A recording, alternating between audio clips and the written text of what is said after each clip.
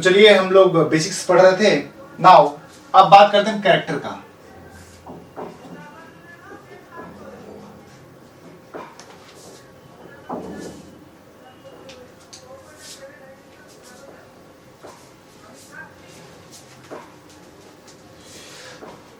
चलिए स्टूडेंट्स, हम लोग अब बात करते हैं, आगे बढ़ते हैं बेसिक कॉन्सेप्ट्स पे।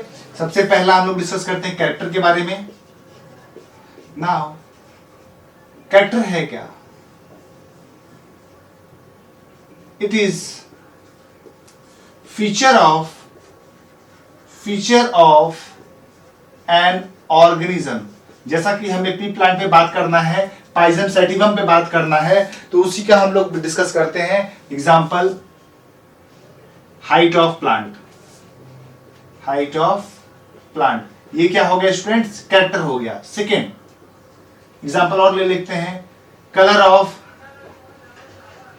Of flower. ये क्या हो गया? एक कैरेक्टर हो गया। ठीक है, एक्चुअली बहुत सारे बुक्स में कैरेक्टर और ट्रेट दोनों को आपस में मिला दिया गया है। ठीक है, कभी कैरेक्टर के टर्म में ट्रेट को यूज कर दिया गया, लेकिन दोनों में क्लियर कट अगर आप डिमार्केशन रखेंगे, दोनों में क्लियर कट डिफरेंस रखेंगे, तो ही आपको जेनेटिक्स क्लियर हो पाएगा। समझ में आ रहा है आपको? तो देखा आपने, character it is a feature of an organism. अब देखिए ट्रेट क्या बताते हैं, वो क्या है? ट्रेट होता है distinguishing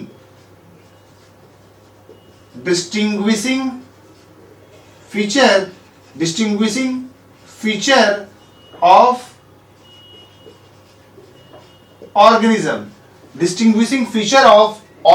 Distinguishing feature of organism is known as what? Trait. Example, अभी आपने देखा height of plant. Height of plant क्या है? कैरेक्टर है। हाइट ऑफ प्लांट कैरेक्टर है। अब इसका दो फीचर है, टॉल एंड ड्वार्फ। ये आपका हो गया स्टूडेंट्स ट्रेट। समझ में आया difference between character and trait? फिर क्या एग्जांपल दीजिए, colour of flower. Colour of ये हो गया करेक्ट। अब इसका डिस्टिंग्विशिंग फीचर क्या है, उसको बोलेंगे ट्रेट। एक हो गया आपका वायोलेट, एक हो गया व्हाइट। ये आपका हो गया क्या? ट्रेट। समझ में आया? तो इस तरह से आपको समझना है। नाउ फिर वही टर्म आएगा आपका डोमिनेंट और रिसेसिव का। अब डोमिनेंट ट्रेट का मतलब समझिए। डोमिनेंट ट्रेट क्या होता है? Trait which express itself both in homozygous and heterozygous condition. Both in homo and heterozygous condition. Trait which express itself in both homozygous and heterozygous. कहने का मतलब क्या है? मान लीजिए इस टॉलनेस के लिए जीन रिस्पॉन्सिबल है कैपिटल टी और स्मॉल के लिए है स्मॉल टी। जब एक सेल में कैपिटल टी प्रेजेंट रहेगा तो भी प्लांट कैसा हुआ? टॉल। ठीक है, कैपिटल टी स्मॉल टी है तो भी प्लांट हुआ टॉल। दैट मींस टॉलनेस जो है ये आपका हेट्रोजाइगस कंडीशन हो गया। हेट्रोजाइगस मतलब अलग अलग रहेगा। अगर दोनों समान रहेगा उसको हम लोग बोलेंगे homozygous condition. That means capital T था तो भी टॉल हुआ, कैपिटल टी स्मॉल टी था तो भी टॉल हुआ। दैट मींस ये कैसा ट्रेट हो गया? Dominant trait. नाउ रिसेसिव देखिए, ये वाला जो ड्वार्फ वाला था अपने आप को एक्सप्रेस नहीं कर पाया। The trait which express itself in heterozygous condition, जो दूसरे को दबा के अपने आप को प्रेजेंट कर दे, उसको हम लोग बोलते हैं क्या? डोमिनेंट। क्लास में एक मोटा बच्चा है, एक छोटा बच्चा है। ठीक है, जब मोटा लंबा बच्चा बोलता है छोटे बच्चे से, तू बॉलिंग कर मैं बैटिंग करूंगा, और छोटे बच्चे का मन बहुत होता है कि मैं बैटिंग करूं, लेकिन वो कभी भी उसे बैटिंग नहीं करने देता, वो मोटा हमेशा ही बैटिंग करता है। सॉरी जो वीडियो मोटे देख रहे हैं, मोटे मतलब मैं एग्जांपल दे रहा हूँ, मैं आपको मजाक में उड़ा रहा हूँ, ठीक है। तो जो मोटा बच्चा है वो क्या करता है, हमेशा बैटिंग करता है, जो इच्छा रहता है वो करता है, ठीक है। वो अपने आप को हमेशा एज ए बैट्समैन एक्सप्रेस करता है, जबकि उस छोटे बच्चे को भी बैटिंग कर देगा मतलब वो अपने अपने बैटिंग नहीं कर पाता है, ठीक है, अपने आप को एज ए बैट्समैन एक्सप्रेस नहीं कर पाता है। तो वो क्या हुआ, डोमिनेंट, और जो छोटा बच्चा है वो क्या हो गया, रिसेसिव। वही बात यहाँ पे है, वो ट्रेड जो हेटेरोजाइगस कंडीशन में अपने आप को एक्सप्रेस कर दे और साथ में होमोजाइगस में भी एक्सप्रेस करे, उसको हम लोग बोलते हैं डोमिनेंट। तो रिसेसिव क्या है, expressed in homozygous condition but suppressed in heterozygous, ठीक है।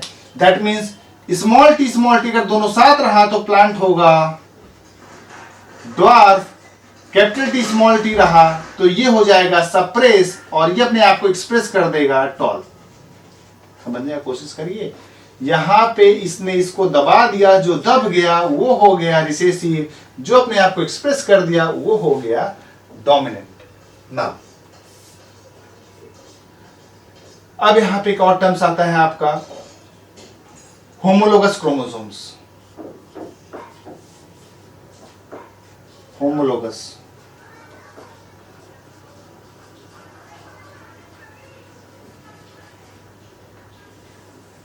ठीक है, होमोलोगस क्रोमोसोम समझने की कोशिश करिए।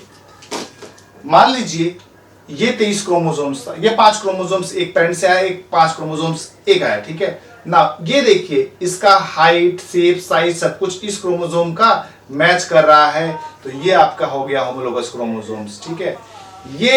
ये होमोलोगस नहीं होगा, लेकिन ये दोनों आपस में होमोलोगस होगा, क्योंकि इसका शेप, साइज सब कुछ मैच कर रहा है।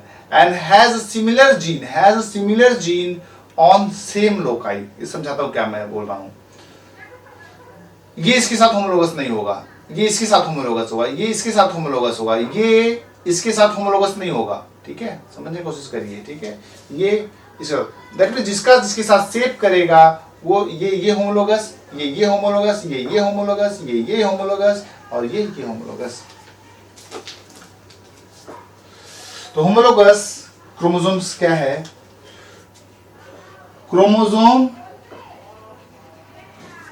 Chromosomes similar in shape, size, ठीक है, shape, size and having similar gene on same position and same position। ये क्या कहने का मतलब है, मान लीजिए ये क्रोमोसोम है, ये क्रोमोसोम्स है, सेंट्रोमियर से 1 सेंटीमीटर, मैं एग्जांपल दे रहा हूं, यहाँ पे कैपिटल टी जीन होगा तो इससे 1 सेंटीमीटर सिमिलर जीन होगा, मान लीजिए स्मॉल टी भी हो सकता है, कैपिटल टी सी हो सकता है, लेकिन डिस्टेंस कितना होगा 1 सेंटीमीटर 1 सेंटीमीटर। दैट मीन्स कहने का मतलब ये है सब कुछ सिमिलर होगा, सेम नहीं होगा, सेम और सिमिलर में डिफरेंस होता है। मान लीजिए सेंटीमीटर से 1 सेंटीमीटर के हाइट पर कैपिटल टी जीन है, दूसरे वाले में होमोलोगस में क्या होगा, स्मॉल टी होगा या कैपिटल टी होगा, सिमिलर होगा, मतलब जीन फॉर हाइट ही होगा लेकिन कॉन्ट्रास्टिंग हो सकता है, ठीक है, समझ में आया। तो ये आपका हो गया होमोलोगस क्रोमोसोम, ये हो गया आपका होमोलोगस क्रोमोसोम। तो आपका यहाँ पे टर्म और आएगा, यहाँ पे होमोजाइगस कंडीशन, होमोजाइगस कंडीशन, दोनों अगर सिमिलर हो उसको होमोजाइगस बोलते हैं। ये देखें आपका होमोजाइगस कंडीशन हो गया। नाउ अगर दोनों अपोजिट हो तो उसको हम लोग बोलते हैं heterozygous condition.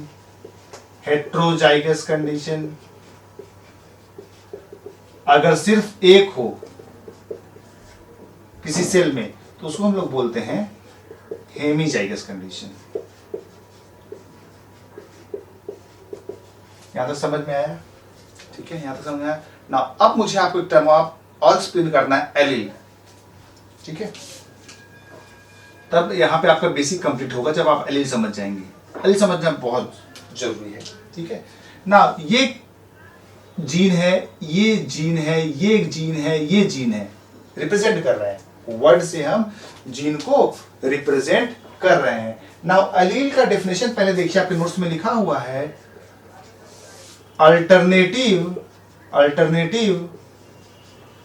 Form of a gene, alternative form of a gene occupying same locus on alternative form of a gene occupying same locus on homologous chromosome. Alternative form of a gene occupying same locus on homologous chromosome is known as allele. कहने का मतलब क्या समझिए, capital T small T ये दोनों एक दूसरे का एलील है। समझने की कोशिश करिए, मान लीजिए ये एक होमोलोगस क्रोमोसोम है, ये एक होमोलोगस क्रोमोसोम्स है, आप गए यहां से 1 सेंटीमीटर ऊपर गए, यहां से भी 1 सेंटीमीटर ऊपर गए, तो आपने देखा यहां पे आपको एक जीन मिला फ्लावर कलर का कैपिटल आर, यहां पे आपने देखा मिला स्मॉल आर। तो क्या होगा, ये क्या होंगे, एक दूसरे का अल्टरनेटिव फॉर्म होंगे। अल्टरनेटिव फॉर्म कहने का क्या मतलब है स्टूडेंट्स, एक दूसरा फॉर्म। मान लीजिए एक पेरेंट्स है, उसके 2 बच्चे हैं, एक लड़का एक लड़की। ठीक है, तो उनके पास क्या है, एक अल्टरनेटिव फॉर्म है, वो अल्टरनेटिव फॉर्म ऑफ जीन है। ठीक है, alternative form of gene occupying same locus on homologous chromosomes. Now term allele किसने दिया था, बेटसन ने। ठीक है, टर्म बाय बेटसन। अब आपको अभी ये समझ में नहीं आएगा, ऐसे नहीं समझ में आएगा। ठीक है, मैं आपको समझाने की कोशिश करता हूं। ये सेल लिया, कैपिटल आर है, स्मॉल आर है। ठीक है, कैपिटल टी है, स्मॉल टी है, कैपिटल डब्ल्यू है, स्मॉल डब्ल्यू है। ठीक है, तो यहां पे अगर हम आपसे पूछे यहाँ पे जीन कितना है, नंबर ऑफ जीन कितना है, आप बोलेंगे 1 2 3 4 5 6। जीन का नंबर 6 है। ठीक है, जीन का नंबर 6 है। नाउ यहां पे कितना पेयर ऑफ एलील है, यहां पे कितना पेयर ऑफ एलील है, पेयर्स ऑफ एलील। ये 1 पेयर एलील हो गया, ये 1 पेयर एलील हो गया, ये 1 पेयर एलील हो गया। That means 3 pairs of allele है। यहां पे कितना है, 3 पेयर्स ऑफ एलील है। कुछ और क्वेश्चंस करते हैं। ठीक है, इसको हम खत्म कर लेते हैं, उसके बाद फिर आपको हम बताते हैं एलील के बारे में। ठीक है, एलील के ऊपर कुछ क्वेश्चंस करेंगे तो आपको एलील का कांसेप्ट क्लियर हो जाएगा। तो कैरेक्टर क्या है, it is a feature of organism, it is a feature of an organism. Height of plant क्या है, एक फीचर है। कलर ऑफ फ्लावर क्या है, एक फीचर है। ट्रेट क्या है, distinguishing feature of an organism. For example समझिए, ठीक है, हाइट का टॉलनेस ड्वार्फनेस क्या है, ट्रेट है। कलर ऑफ फ्लावर में वायलेट और व्हाइट जो क्या है, ट्रेट है। ओके, नाउ डोमिनेंट रिसेसिव का समझिए, trait which express itself both in homozygous and heterozygous condition is known as dominant। यहाँ पे दोनों जीन था, कैपिटल टी स्मॉल टी, लेकिन कैपिटल टी अपने आप को एक्सप्रेस किया, वो क्या है, डोमिनेंट है। यहाँ पे भी एक्सप्रेस किया, वो क्या है, डोमिनेंट है। लेकिन यहाँ पे देखिए क्या हुआ, सप्रेस हो गया। दैट मीन्स कौन सा, स्मॉल टी सप्रेस हो गया। दैट मीन्स ड्वार्फनेस का जो फीचर है, ड्वार्फनेस जो ट्रेट है, वो क्या है, रिसेसिव है। होमोलोगस क्रोमोसोम्स है क्या, chromosome similar in shape size having similar gene on the same position and inherited from the either parents. मेरे अंदर जो होमोलोगस क्रोमोसोम है, मान लीजिए ये वाला है, तो एक जो है मेरी माँ से आया है, एक जो है मेरे पापा से आया है, और ये बन गया क्या, homologous, inherited from either parent. ठीक है, नाउ होमोजाइगस कंडीशन क्या है, दोनों सेम हो, और हेटेरोजाइगस कंडीशन मतलब क्या हो, दोनों अलग अलग हो, उसको हेटेरोजाइगस करेंगे। हेमिजाइगस मतलब एक होता है। Allele, alternative form of gene आपको find same locus on homologous chromosome definition समझ लीजिए। मान लीजिए होमोलोगस क्रोमोसोम से इससे 1 सेंटीमीटर ऊपर गया आपको आर मिला, यहाँ पे भी आपको स्मॉल आर मिलेगा। वो जो जीन होगा वो क्या होगा, एलील होगा। ठीक है, बेटसन ने टर्म दिया था, यहाँ पे आपको एक एग्जांपल दिया है, क्वेश्चन कराया, capital R small R, capital T small T, capital W small T. इसमें पूछा आपसे कितना पेयर ऑफ जीन है, तो आपने बताया कितना जीन है, 6 जीन है। कितना पेयर ऑफ एलील है, तो 3 पेयर ऑफ एलील है। चलिए कुछ आगे को आपको क्वेश्चन कराते हैं।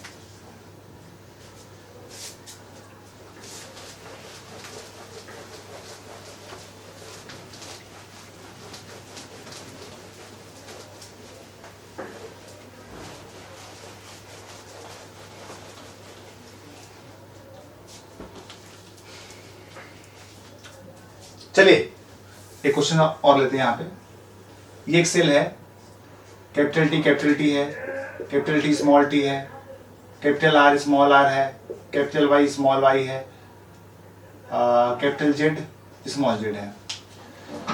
क्वेश्चन नंबर 1, यहाँ पे जीन कितना है, तो 1 2 3 4 5 6 7 8 9 10, जीन का नंबर हो गया 10। Question number, pairs of allele कितना है, पेयर्स ऑफ एलील, तो ये एक पेयर हो गया, ये एक पेयर हो गया, ये एक पेयर हो गया, ये एक पेयर हो गया, ये एक पेयर हो गया, मतलब 5 pairs. Question number 3, pairs of homozygous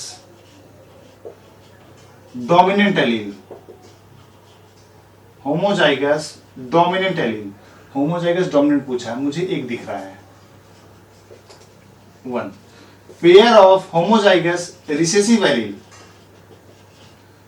मुझे एक भी नहीं दिख रहा है 0। पेयर्स ऑफ हेट्रोजाइगस एलील, तो 1 2 3 4, हेट्रोजाइगस ये होमोजाइगस मतलब 4। ठीक है, क्वेश्चन और आप देते हैं, आप क्वेश्चन नंबर 2 आप खुद करिए।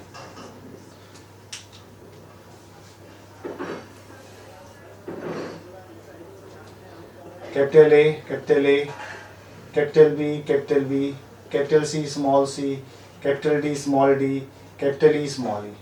सिमिलर क्वेश्चन है, नंबर ऑफ जीन बताइए, कैपिटल एफ, स्मॉल एफ ले लिया। नंबर ऑफ जीन बताइए, मुझे यहाँ पे नंबर ऑफ जीन 1 2 3 4 5 6 7 8 9 10 11 12 दिख रहा है। नंबर ऑफ जीन कितना हो गया यहाँ पे 12। पेयर्स ऑफ एलील कितना है, 1 pair, 2 pair, 3 pair, 4 pair, 5 pair, 6 pair, 6 pair. Pairs of homozygous dominant कितना दिख रहा है, 1 2 2 दिख रहा है। पेयर्स ऑफ रिसेसिव 0 दिख रहा है मुझे again. Now pairs of heterozygous allele 1 2 3 4, 1 2 3 4। चलिए क्वेश्चन और करते हैं।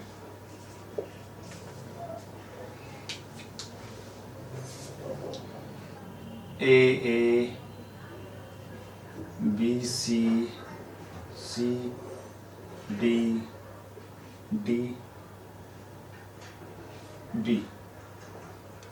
Similar questions. जीन्स कितने हैं, तो 1 2 3 4 5 6 7 8, मुझे 8 दिख रहे हैं। जीन्स के नंबर कितने हो गए 8। फिर वही क्वेश्चंस, पेयर्स ऑफ एल कितने हैं, तो ये आपको एक पेयर दिख रहा है। फिर आप देखिए ये आपको एक पेयर दिख रहा है, 2 पेयर हो गया। ये आपका 3 पेयर और ये आपका 4 पेयर्स दिख रहा है। Pairs of homozygous dominant allele कितना है, होमोजाइगस डोमिनेंट तो मुझे 0 दिख रहा है, यस 0 है। पेयर्स ऑफ होमोजाइगस रिसेसिव कितना दिख रहा है, वो भी मुझे 0 दिख रहा है। हेट्रोजाइगस कितना है, 1 हेट्रोजाइगस, दोनों हेट्रोजाइगस, 3 हेट्रोजाइगस, 4 हेट्रोजाइगस, 4 हेट्रोजाइगस है। ठीक है, इस तरह से एलील का कंसेप्ट आपका क्लियर हुआ। ठीक है, एलील क्लियर हो गया। अब आगे हम लोग देखेंगे मोनोहाइब्रिड क्रॉस, मोनोहाइब्रिड रेशियो। ठीक है, फिर आपका मेंडल्स का लॉ पढ़ेंगे।